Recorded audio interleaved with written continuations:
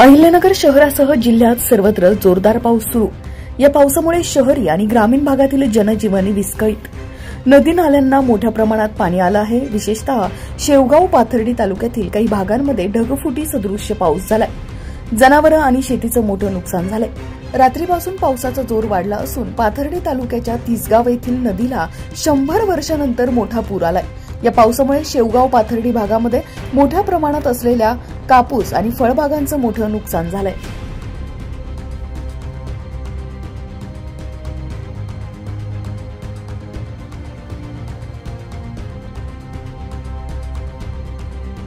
नामदेव कारखेले त्रिभुवनवाडीवरून बोलतोय।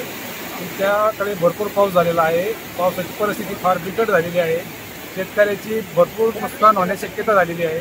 जनावरं काही वाहून गेले, घरं पाण्यात गेले, रोड पण काही वाहून गेले, घराच्या छतावर जाऊन बसलेत, तरी पण छत पडण्याची भीती वाटते लोकांना। तर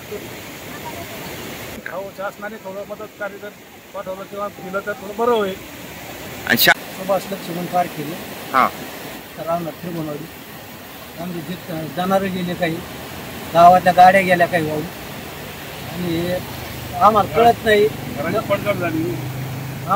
नाही तेव्हापासून एवढा पाऊस झाला नाही, भयानक पाऊस झाला नाही।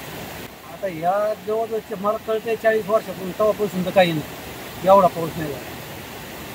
तर शेतकऱ्याची भरपूर नुकसान झालेली, आता फळबागेची नुकसान झालेली, तुरीसारखी पिकं कोलमडले पार, बरीचशी अशी नुकसान झाली। मी जालिंदर दामोदर मरकड, राहणार फुलरबाग वस्ती, निवडंगामडी रोड। पाठे अचानक 4 वाजता ढगफुटी झाल्यामुळे डाळिंब घराला पुराचा वेढा पडला आहे। परत 5:30ला ढगफुटी झाली आणि परत दुसऱ्यांदा वेढा पडला आहे। एकंदरीत चित्र पाहता हे 1.5 एकर डाळिंब हे पूर्ण भुईसपाट झाले, धरलेली बाग पूर्ण भुईसपाट झाली, घरामध्ये पूर्ण पाणी घुसले, आतूनच नुकसान झाली। सर ही काही समोर विहीर आहे, पाठीमाग विहीर आहे, ठिबक वगैरे सगळं वाहून गेले, आतूनच नुकसान झाली सगळे ढगफुटीमुळे। माझं वय 47, आतापर्यंत कधी नाही झाले। मी पहिल्यांदाच इतकी मोठा प्रवाह आणि इतकं मोठं पाणी, जवळजवळ 600 फूट पाणी नदी पात्राच्या बाहेर आलं, असं कधीच नाही घडलं।